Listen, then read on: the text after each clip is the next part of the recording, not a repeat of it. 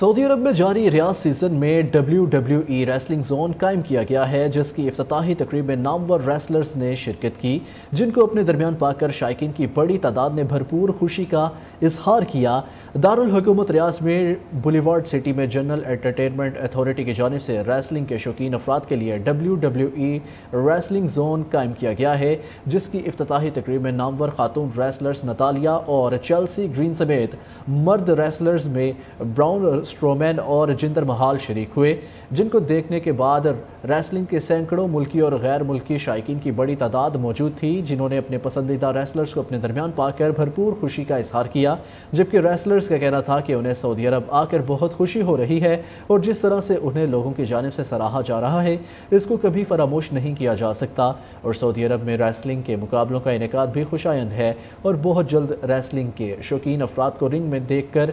بہت خوشی لوگوں کو ملے گی۔